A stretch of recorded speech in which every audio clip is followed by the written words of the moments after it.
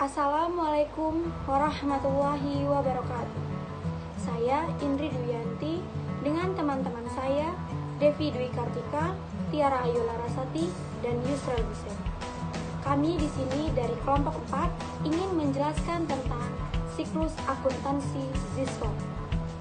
Simak videonya. Nah, materi yang pertama itu ada pengertian akuntansi ZISWAF. Apa sih pengertian akuntansi ZISWAF? Jadi, akuntansi ZISWAF itu dapat diartikan sebagai suatu proses akuntansi atas transaksi-transaksi zakat, infak, atau sedekah berdasarkan prinsip-prinsip syariah Islam. Nah, berdasarkan prinsip-prinsip syariah Islam tersebut, maka akan menghasilkan informasi keuangan berupa laporan keuangan yang dapat digunakan untuk pengambilan keputusan bagi pihak-pihak yang berkepentingan seperti muzaki, calon muzaki, pemerintah, masyarakat, umat mustahik, atau pihak yang lain. Nah, akuntansi zakat yang ada dalam persyaratan akuntansi keuangan atau PSAK nomor 109 itu memiliki tujuan untuk mengatur pengakuan, pengukuran, penyajian, dan pengungkapan transaksi berupa zakat, infak, atau sedekah. Nah, PSAK ini berlaku untuk AMIL, yakni suatu organisasi atau entitas pengelola zakat yang pembentukannya dan pengukuhannya diatur berdasarkan undang-undang yang dimaksudkan untuk mengumpulkan dan menyalurkan zakat, infak, atau sedekah, bukan untuk entitas syariah yang menerima dan menyalurkan ZIS, tetapi untuk kegiatan utamanya. Jadi, ZISWAF itu yang pertama zakat, yang kedua infak, yang ketiga sodaqah, yang keempat wakaf. Nah, zakat merupakan kegiatan memberikan harta tertentu yang diwajibkan Allah Subhanahu wa Ta'ala dalam jumlah dan perhitungan tertentu untuk diserahkan kepada orang yang berhak. Nah, yang kedua infak. Infak merupakan harta yang dikeluarkan oleh seseorang atau badan usaha di luar zakat untuk kemaslahatan umum. Nah, yang ketiga ada sedekah. Sedekah merupakan harta atau non-harta yang dikeluarkan oleh seseorang atau badan usaha di luar zakat untuk kemaslahatan umum. Nah, yang keempat ada wakaf.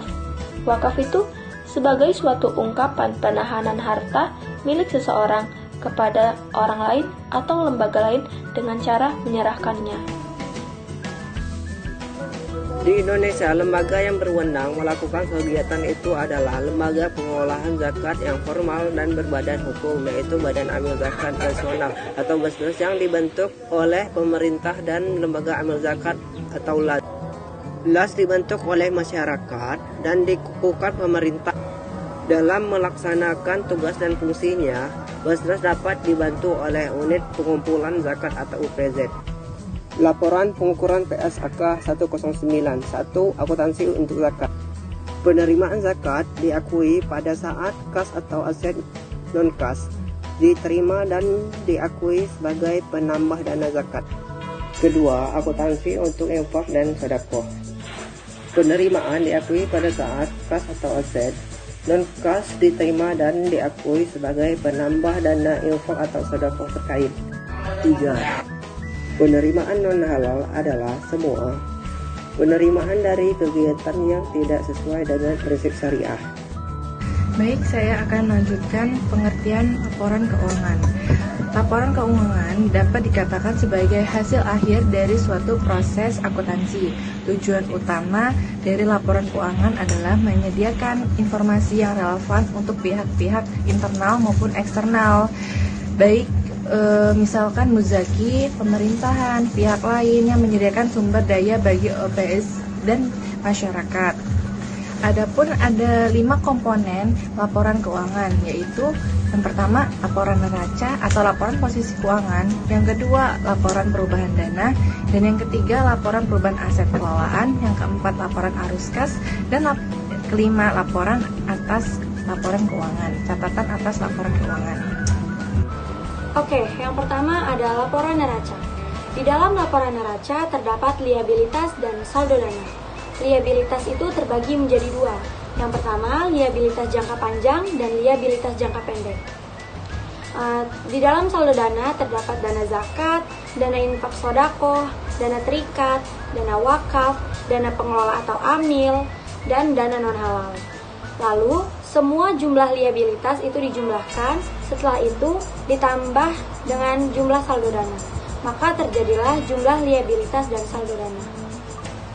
Oke, yang kedua ada contoh laporan perubahan dana.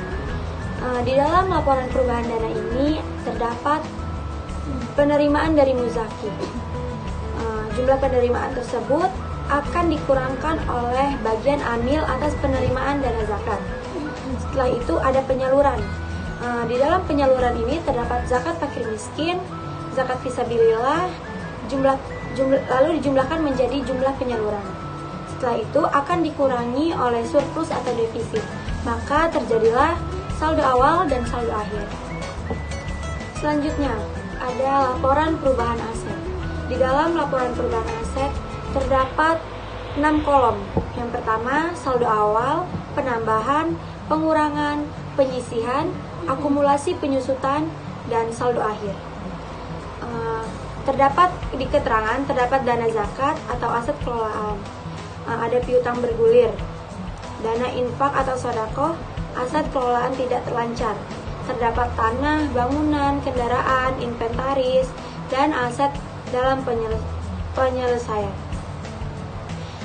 Sesuai transaksi akan termasuk di saldo awal, penambahan, pengurangan, penyisihan, akumulasi penyusutan, dan lalu digabungkan menjadi saldo akhir. Maka setelah itu akan terdapat jumlah-jumlah dari bagian masing-masing. Yang keempat, ada contoh laporan perubahan kas. Di dalam contoh laporan perubahan kas ini ada yang namanya arus kas dari aktivitas operasi. Di dalam sini terdapat banyak bagian-bagian seperti saldo dana tahun berjalan, terus koreksi saldo dana.